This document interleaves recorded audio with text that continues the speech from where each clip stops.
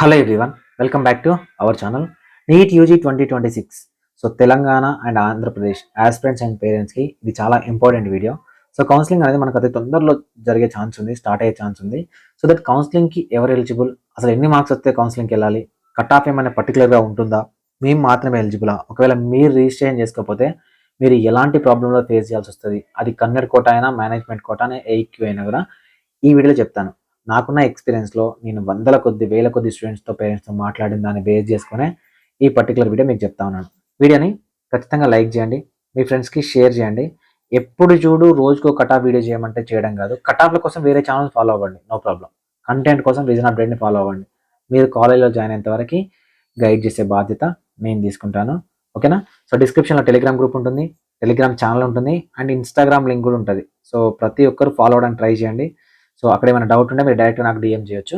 లేదు సార్ మేము పర్సనల్గా మాట్లాడదాం, మీతో మెంటర్షిప్లో మాట్లాడతాం అనుకుంటే 7893947228 నెంబర్ని కాంటాక్ట్ అవ్వచ్చు. ఇక్కడ ఒక చిన్న ఇన్ఫర్మేషన్ చెప్తాను, నేను చూడండి, ఓకేనా? సార్ మెంటర్షిప్ ఎందుకు తీసుకుంటున్నారంటే విజన్ అప్డేట్ అనేది ఒక 6 years నుంచి మేము రన్ చేస్తున్నాం. దీన్ని ఎగ్జిస్టింగ్లో ఉండాలి, ఒక 3 months డెడికేటెడ్ టైం ఇవ్వాలి. సో అంటే ఖచ్చితంగా ఎంతో కొంత సపోర్ట్ దీనికి కావాలి. సో నేను ఫ్రీగా గైడ్ చేస్తాను. ఇంత సపోర్ట్ ఎక్కడి నుంచి వస్తుంది, రాదు. సో దానికోసం కొంతమంది స్టూడెంట్స్ని మెంటర్షిప్లోకి తీసుకుంటాం. దీనిలో 2026 బ్యాచ్ అందరూ కూడా సార్ మీ ఆఫీస్ ఎక్కడ, మిమ్మల్ని పర్సనల్గా మీట్ అవుతాం. ఒక 2 minutes వినండి. పర్సనల్గా మీట్ అవుతాను అంటే ఫర్ ఎగ్జాంపుల్ నేను ఒక ఆఫీస్ పెట్టాను అనుకోండి, ఆఫీస్ని పెట్టాను, ఒక 10-20 మంది స్టాఫ్ని పెట్టానంటే ఆ ఆఫీస్ మెయింటెనెన్స్ కానీ ఆ స్టాఫ్ మెయింటెనెన్స్ కానీ నేను తీసుకునే స్టూడెంట్స్ మీదనే బర్డెన్ వేయాల్సి వస్తుంది. ఓకే, స్టూడెంట్స్ మీద దగ్గర నుంచి ఎక్కువ అమౌంట్ తీసుకోవాల్సి వస్తుంది. అప్పుడు విజన్ అప్డేట్ అనేది ఎక్కువ మంది స్టూడెంట్స్కి అవైలబుల్గా ఉండకపోవచ్చు. ఫస్ట్ థింగ్, ఆఫీస్ అనేది మెయింటైన్ చేయకపోవడానికి, ఒకవేళ మెయింటైన్ చేసినా అడ్రస్ ఇవ్వకపోవడానికి మెయిన్ రీజన్. 2, సార్ నేను పర్సనల్గా కలుస్తాను సార్, మిమ్మల్ని కలిసి మాట్లాడదాను.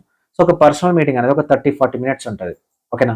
అది మీకు అలవాటు అవుతాయి. కౌన్సిలింగ్ టైంలో కూడా మీరు మీట్ అవుతా ఉంటే ఈ 30-40 minutesలో నేను ఒక 30+ స్టూడెంట్స్ని గైడ్ చేయగలుగుతా. అది త్రూ కౌన్సిలింగ్ ద్వారా కానీ, లేకపోతే పర్సనల్ మెంటర్షిప్ ద్వారా కానీ, కాల్స్ ద్వారా కానీ. సో మీరు జెన్యున్గా విజన్ అప్డేట్ని నమ్మితే నేను 100% నేను టేక్ ఓవర్ చేశాను మీ అడ్మిషన్ని అని అంటే కంప్లీట్గా A to Z గైడ్ చేస్తాను. A to Z ఇన్ఫర్మేషన్ నేను ఇస్తాను. నాకు ఆంధ్రప్రదేశ్ అండ్ నేను తెలంగాణ నుంచి ప్రాపర్.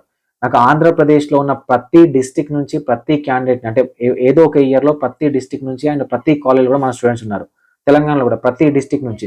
నేను ఎవరో ఎలా ఉంటానో కూడా తెలియదు. పబ్లిసిటీ పిచ్చి నాకేం లేదు. నా ఫేస్ చూపించాలి, నా పేరు కూడా చాలా మంది తెలియదు. విజన్ అప్డేట్ అనే బ్రాండ్తో నేను దీంట్లోకి వచ్చేసాను. మీకు ఇంట్రెస్ట్ ఉంటే జాయిన్ అవ్వండి. విజన్ అప్డేట్ని నమ్మితే జాయిన్ అవ్వండి. 100% నేను గైడ్ చేస్తాను. నేను ఆఫీసే పెట్టాలి, లేదా నేను మిమ్మల్ని పర్సనల్గానే కలవాలి ప్రతి ఒక్కరిని అంటే నా ఆఫీస్ అడ్రస్ పెడితే రోజు 100 నుంచి 200 మంది వస్తే వీళ్ళని నేను మెయింటైన్ చేయలేను. అండ్ చాలామంది అడుగుతున్నారు, నువ్వు అవైలబుల్గా ఉండనంటున్నావు కదా, మరి మెంటర్షిప్ ఎందుకు హైలో ఉందనంటే నేను 1000 రూపీస్ మెంటర్షిప్ పెట్టాను అనుకోండి, నా దగ్గర హైయెస్ట్ 1500 మంది 2000 మంది స్టూడెంట్స్ వచ్చిన వాళ్ళు ఉన్నారు. వీళ్ళందరికీ ప్రాపర్గా ఒకేసారి గైడ్ చేయలేం. అంటే డే టు డే లైఫ్లో ఇయర్ 2 ఒకప్పుడు గైడ్ చేశాను, ఇప్పుడు చేయలేనేమో. అందుకని నేను ఒక సర్టన్ లిమిట్ అమౌంట్ పెట్టాను స్టూడెంట్స్ని తగ్గించడం కోసం. లేదు సార్ మేము 1000 కడతాము, మాతో ఫోన్ మాట్లాడకపోయినా పర్లేదు, మాకు వెబ్సైట్ యాక్సెస్ ఇవ్వండి, మమ్మల్ని ఒక గ్రూప్లోకి యాడ్ చేయండి, జస్ట్ అప్డేట్ ఇవ్వండి అంటే మీరు 1000 కట్టి కూడా జాయిన్ అవ్వచ్చు, నో ప్రాబ్లం. లేదు అలా పర్లేదు మేము అసలు ఏం కట్టము అంటే డిస్క్రిప్షన్లో టెలిగ్రామ్ గ్రూప్ ఉంటుంది, దాంట్లో జాయిన్ అవ్వండి. నేను కూడా వాట్సాప్ గ్రూప్ క్రియేట్ చేయొచ్చు. ఎందుకు మీకు వాట్సాప్ గ్రూప్ క్రియేట్ చేయట్లేదు అంటే మీరు ఎప్పుడైతే వాట్సాప్ గ్రూప్లో క్రియేట్ చేస్తారో మీతో పాటు కన్సల్టెంట్స్ జాయిన్ అవుతా ఉన్నారు. అక్కడ నుంచి మీకు 100 కొద్ది కాల్స్ స్టార్ట్ అవుతాయి. సో అది నా నుంచి డేటా లీక్ అవ్వద్దు, ఏ స్టూడెంట్ అయినా పేరెంట్ అయినా నెంబర్ ఇవ్వద్దు అనే ఉద్దేశంతో నేను వాట్సాప్ గ్రూప్స్ క్రియేట్ చేయట్లేదు. ఇవి మీకు నచ్చితే మీకు ఇష్టం, ఓకే? సో మేము ఇప్పుడు జెన్యున్గానే వస్తాము విజన్ అప్డేట్ మెంటర్షిప్లో కంటే పర్సనలైజ్డ్ స్పెషల్ వాట్సాప్ గ్రూప్ ఉంటుంది, అది మెంటర్షిప్ క్యాండిడేట్స్ కోసం మాత్రమే, ఓకేనా? నా పర్సనల్ నెంబర్ ఉంటుంది, అది స్పెషల్గా మెంటర్షిప్ క్యాండిడేట్స్ కోసం మాత్రమే. విజన్ అప్డేట్ వెబ్సైట్ యాక్సెస్ ఇస్తాము మెంటర్షిప్ క్యాండిడేట్స్ కోసం మాత్రమే, ఓకే? మీకు ఇంట్రెస్ట్ ఉంటే జాయిన్ అవ్వచ్చు. మనం కౌన్సిలింగ్ గురించి డీటెయిల్స్ మాట్లాడుకుందాం. సో ఇప్పుడు కౌన్సిలింగ్కి ఎవరు ఎలిజిబుల్ సార్ అంటే, సో మనకు కట్ ఆఫ్ అంటే క్వాలిఫైడ్ క్యాండిడేట్స్ ఎంతమంది అని అంటే ఓసీలో మనకు 213 మార్క్స్ వచ్చి పైన ఉన్న వాళ్ళందరూ కూడా క్వాలిఫైడ్. ఓబీసీ, ఎస్సీ, ఎస్టీ 177, ఓకేనా, క్వాలిఫైయింగ్ మార్క్స్. ఈ క్వాలిఫై అయిన క్యాండిడేట్స్ ఎవరైనా కూడా కౌన్సిలింగ్కి ఎలిజిబుల్. అది ఏఐక్యూ కౌన్సిలింగ్ కానీ, స్టేట్ కోటా కానీ, కన్వీనర్ కోటా కానీ, మేనేజ్మెంట్ కోటా కానీ ఎలిజిబుల్. అయితే ఇవి ఎలిజిబుల్ కౌన్సిలింగ్కి మీరు వెళ్ళొచ్చు, నో ప్రాబ్లం. ఇక్కడ కొంతమంది క్యాండిడేట్స్ ఉంటారు, ఫర్ ఎగ్జాంపుల్ ఓసీలో 213 కదా, వీళ్ళకి 200 మార్కులు వచ్చి ఉంటాయి ఓపెన్లో, వీళ్ళు ఆల్ ఇండియా కోటాలో ఓపెన్, కానీ స్టేట్కి వచ్చేవారి బీసీ కానీ, ఎస్సీ కానీ, ఎస్సీ 1లో కానీ ఎక్కడో దగ్గర ఉంటారు. సో మరి వీళ్ళు ఎలిజిబుల్ సార్ ఆల్ ఇండియా కోటాలో క్వాలిఫై కావాలి అంటే వీళ్ళు స్టేట్ కోటాలో బీసీ అయితే ఎలిజిబుల్.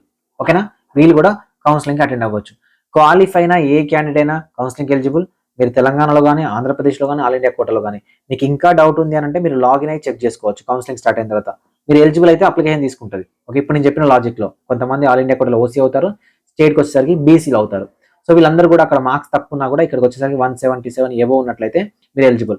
సో డైరెక్ట్గా మాట్లాడుకుంటే 213 ఎబో వచ్చిన ఓసీ వాళ్ళు 177, ఓకేనా, ఓబీసీ ఎస్సీ ఎస్టీ వాళ్ళు కౌన్సిలింగ్ అటెండ్ అవ్వచ్చు. అసలు మిమ్మల్ని రిస్ట్రిక్షనే లేదు. సీట్ వస్తుందా లేదా అనేది సెకండరీ క్వశ్చన్. ఓకేనా సార్, నేను ఈ మార్కులు వచ్చినాయి కదా, నేను కౌన్సిలింగ్ అటెండ్ అవుతా, మరి నాకు సీట్ రాదు కదా సార్ అంటే సీట్ రాదు. కానీ ప్రతి పేరెంట్కి ప్రతి స్టూడెంట్కి ఒక చిన్న హోప్ ఉంటుంది. ఎవరికైనా మనిషి అన్న ప్రతి ఒక్కరికి హోప్ ఉంటుంది. ఏముంటుంది, అయ్యో నేను ట్రై చేస్తే నాకు సీట్ వస్తుందో రాదో తెలిసేది కదా, నేను ట్రై చేయకుండా నాకు సీట్ రాలేదని నేను బాధపడడం ఎందుకు అనే పాయింట్లో ఉంటుంది. ఓకేనా, దీని గురించి మాట్లాడుకుందాం.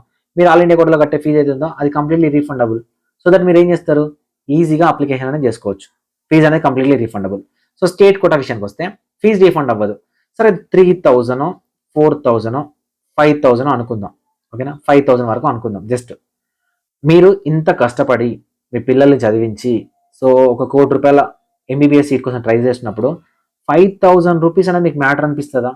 ఒకవేళ ఈ 5000 అనేది మీకు మ్యాటర్ అనిపించింది, అప్లికేషన్ చేయాలనుకోండి. For example middle of the కౌన్సిలింగ్లో మీకు ఏదో ఒక మెడికల్ కాలేజ్లో సీట్స్ పెరిగినాయి, కట్ ఆఫ్ అనేది డౌన్ అవుతుంది. అప్పుడు నేను అప్లికేషన్ చేస్తా అంటే గవర్నమెంట్స్ ఒప్పుకుంటాయా? ఒప్పుకోవు.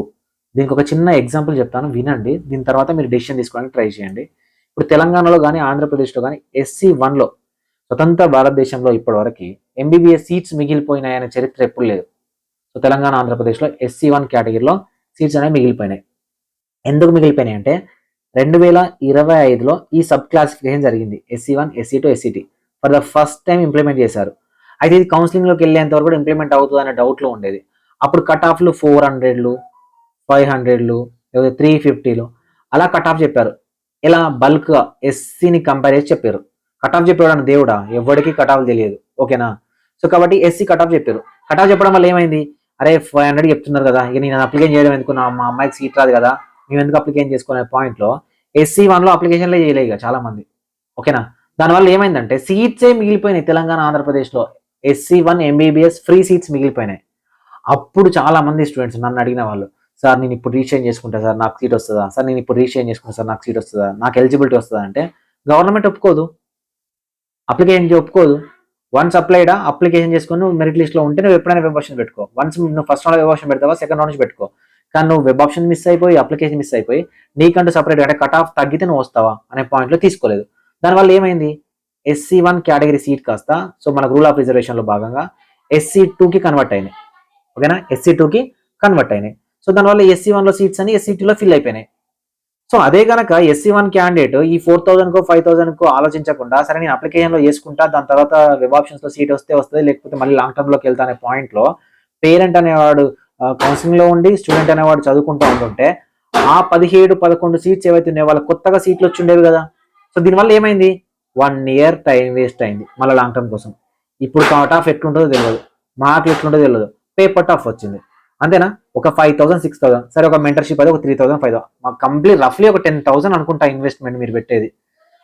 ₹1 కోటి ఎంబీబీఎస్ సీటు, దాని ముందు 10,000 పెద్ద మ్యాటర్ కాదు కదా. దానివల్ల ఏమైంది, 1 ఇయర్ టైం అయింది. ఇప్పుడు నేను 10 కోట్లు ఇస్తా, 1 ఇయర్ టైం తీసుకొస్తావా, తీసుకురారు కదా. సో కాబట్టి ప్రతి పేరెంట్ గుర్తుపెట్టుకోండి, సార్ మాకు డౌట్ ఉంది, లేకపోతే మాకే చిన్నగా హోప్ ఉంది, మాకు సీట్ వస్తుందేమో అనిపిస్తుంది, మేము అప్లికేషన్ చేస్తాము, మేము ఎక్స్పీరియన్స్ అవుతాము కౌన్సిలింగ్ని, మేము నేర్చుకుంటామంటే క్వాలిఫై అయిన ప్రతి ఒక్క పేరెంట్ కౌన్సిలింగ్లోకి రండి. ఓకేనా, కౌన్సిలింగ్లోకి రండి. సో అంటే ఎందుకు రమ్మంటున్నానంటే మీరు అదొక సాటిస్ఫాక్షన్ అనమాట. ఎందుకు చెప్తున్నాను ఇంకో పాయింట్ అంటే, నేను చాలా మందిని చూశాను, ఏ క్యాట్లో సార్ సీట్ వస్తే జాయిన్ అవుతాం సార్, ఇంకా మేము డబ్బులు పెట్టలేమన్న స్టూడెంట్స్ పేరెంట్స్ వాళ్ళు లాస్ట్ రౌండ్కి వచ్చేసరికి సార్ ఏదో ఒకటి అమ్ముతాం సార్, బీ క్యాట్లో అయినా మా పిల్లల్ని జాయిన్ చేయండి సార్, నేను రిజిస్ట్రేషన్ చేయలేకపోయాను సార్, నేను ఇప్పుడు డబ్బులు పెడతా సార్ అని ముందుకు వస్తారు. అప్పుడు రిజిస్ట్రేషన్ ఓపెన్ కాదు. ఓకేనా, అప్పుడు రిజిస్ట్రేషన్ ఓపెన్ కాదు. నువ్వు కోర్టు చుట్టూ తిరుగుతావా, యూనివర్సిటీ చుట్టూ తిరుగుతావా, నీకేమి ఇవ్వరు. తెలంగాణలో అయితే 124, 125 జీవో ఉంటుంది, ఆంధ్రప్రదేశ్లో కూడా జీవోలు ఉంటాయి, స్ట్రిక్ట్ రూల్స్ ఉంటాయి, మీరు అప్లికేషన్ చేయడానికి వీల్లేదు. మనది నువ్వు ముందే ఏ క్యాట్ రాకపోతే నేను బీ క్యాట్ జాయిన్ అవుతాను ముందే డెసిషన్ నువ్వు తీసుకొని, బీ క్యాట్ రాకపోతే సి క్యాట్ నేను జాయిన్ అవుతాను డెసిషన్ ముందు తీసుకొని అప్లికేషన్ చేసుకొని పెట్టుకో. అప్లికేషన్ చేసుకొని పెట్టుకొని కౌన్సిలింగ్ అటెండ్ అవ్వడం వల్ల నీ మెరిట్ ర్యాంక్ ఎంత తెలుస్తుంది, నీ కాంపిటీషన్ ఎంత తెలుస్తుంది, అండ్ నీకు ఎలిజిబిలిటీ వస్తుంది. ప్రతి మనిషికి ఏం కావాలి, ఫస్ట్ ఎలిజిబిలిటీ కావాలి. ఆ ఎలిజిబిలిటీ లేకుండా ఏ క్యాట్ అంతా అయిపోయిన తర్వాత బీ క్యాట్ ట్రై చేస్తారట. అంటే మీకోసం మన కోసం కొత్త రూల్స్ ఉంటాయా? అట్లా ఉండవు. ఓకేనా? A cat B cat sir registration చేయి. వెబ్ ఆప్షన్లోకి వెళ్ళేటప్పుడు జాగ్రత్తగా వెబ్ ఆప్షన్లోకి వెళ్ళు. ఓకే, సో ఇలా వెళ్ళడం వల్ల సీట్ వచ్చిందా, ఓకే బీ క్యాట్ సీట్ వచ్చింది, జాయిన్ అయిపో. ఏ క్యాట్కి అప్గ్రేడ్ అవ్వు. సో బీ క్యాట్ అవసరం లేదు, ఏ క్యాట్ సీట్ వచ్చిందా, 1 CR వర్త్ సీట్, ఇక్కడ కట్టే 12,000 13,000 పెద్ద మ్యాటర్ అనిపిస్తుందా? అనిపించదు. ఎవ్రీ రూపీ కౌంట్, ప్రతి రూపాయి కూడా కౌంటబులే. కానీ అప్లికేషన్ చేయకుండా నేను డబ్బులు పెడతా, నేను రిజిస్ట్రేషన్ చేయడం, నేను ఏ కార్డు కోసం ట్రై చేసినాను అని లాస్ట్ రౌండ్ వరకు నువ్వు వెయిట్ చేసినావు, ఏమవుతుంది? ఎలిజిబిలిటీ పోతుంది. ఓకేనా? ఇంత కష్టపడి 1 year నుంచి కష్టపడి లక్షలలో ఇన్స్టిట్యూట్లో ఫీజు కట్టి చదువుకొని మార్క్స్ తెచ్చుకొని ర్యాంక్ తెచ్చుకొని ఆ ఎలిజిబిలిటీ తెచ్చుకోకపోతే ఎందుకు అనే పాయింట్లో నేను చెప్తున్నాను. ఎందుకంటే ఎవ్రీ ఇయర్ ఈ కేసెస్ నేను చూస్తున్నాను తెలంగాణ, ఆంధ్రప్రదేశ్లో. సో అందుకోసం కౌన్సిలింగ్ కన్నా ముందే మిమ్మల్ని మోటివేట్ చేయాలనే ఉద్దేశంతో ఈ వీడియో చేస్తున్నాను. వీలైతే మీకు వెళ్ళాలని అనుకుంటే ఏ పేరెంట్ అయినా కౌన్సిలింగ్లోకి వెళ్ళడానికి ట్రై చేయండి, ట్రై చేసుకోండి. సార్ అది ఇప్పటివరకు ఇంత పెట్టినాం కదా, సో అది గుడ్డా బ్యాడా లేకపోతే పాజిటివ్ ఉంటుందా నెగిటివ్ ఉంటుందా పక్కన పెడితే అట్లీస్ట్ ఒక మెంటల్ సాటిస్ఫాక్షన్ ఉంటుంది, కౌన్సిలింగ్లో అటెండ్ అవుతున్నాము అనే సాటిస్ఫాక్షన్ మీకు ఉంటుంది. సీట్ వస్తే హ్యాపీ. ఎందుకంటే 2025లో first round, second round, third round, fourth round కూడా సీట్స్ ఇంక్రీజ్ అయినాయి. 400 అనుకున్న బీసీడీ కట్ ఆఫ్ 400 బిలో వచ్చింది. అప్పుడు ఎవరైనా ఒక క్యాండిడేట్ అప్లికేషన్ చేసుకోకుండా చాలా మంది ఉంటారు కదా, వాళ్ళకి సీట్ రాకుండా పోయి 2026 వరకు వచ్చారు. అప్పుడు ఓపెన్గా ఈ మాట అనద్దు. సరే ఆ కకృతి ఏదో ఆ నార్మల్గా ఆ పాయింట్ అనేది ఉందనుకోండి, ఫర్ ఎగ్జాంపుల్కి చెప్తున్నాను, మిస్ చేసుకున్న వాళ్ళని చెప్తున్నాను. ఆ పాయింట్లో ఆ 5,000 6,000 అక్కడ అప్లికేషన్ ఫీజు దగ్గర కనుక మీరు అట్లా ఆశపడితే ఎంబీబీఎస్ వర్త్ ఉన్న ఎంబీబీఎస్ సీట్ పోతుంది. సో గుర్తుపెట్టుకోండి, కొట్టేవాడు మనం బాగా కోరుకుంటాడు, నవ్వుకుంటే చెప్పేవాడు మన నాశనం కోరుకుంటాడు అన్నట్టు. నేను ఇలానే ఫేస్ టు ఫేస్ ముఖం మీద చెప్పేస్తాను, వినడానికి ట్రై చేయండి. ఎందుకంటే బాగుపడితే ఎంబీబీఎస్ సీట్ వస్తే మీ లైఫ్ బాగుంటుంది. సో మీరేం బిజినెస్ అప్డేట్కి తెచ్చి ఇట్లా అని ఇవ్వరు కదా. సో అందుకని చెప్తున్నాను, ఎవ్రీ ఇయర్ నేను చూస్తున్నాను యూనివర్సిటీ చుట్టూ తిరిగే వాళ్ళను, సార్ చేయండి సార్, ఒక 5 లక్షలు ఇస్తాం సార్, 6 లక్షలు ఇస్తాం సార్, అప్లికేషన్ చేయించండి సార్ అంటే 6 లక్షలు 1 కోటి రూపాయలు ఇచ్చిన అప్లికేషన్ చేయడానికి ఉండదు. గవర్నమెంట్ ఆర్డర్స్ అనేవి అలా ఉంటాయి. సో ప్రతి పేరెంట్, ప్రతి స్టూడెంట్ మీ ఫ్రెండ్స్కి షేర్ చేయండి, చెప్పడానికి ట్రై చేయండి. కౌన్సిలింగ్ మనకి ఈ 2-3 డేస్లో క్వాలిఫై లిస్ట్ వచ్చినాయంటే ఆంధ్రప్రదేశ్ అండ్ తెలంగాణలో ఇమ్మీడియట్గా నోటిఫికేషన్ వస్తుంది, గుర్తుపెట్టుకోండి. ఏఐక్యూ కూడా అంతే.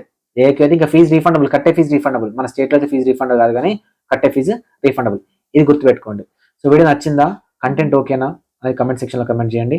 సో ఎవరైనా ఇంట్రెస్టెడ్ క్యాండిడేట్స్ ఉంటే మెంటర్షిప్లో జాయిన్ అవ్వచ్చు. 7893947228 నెంబర్.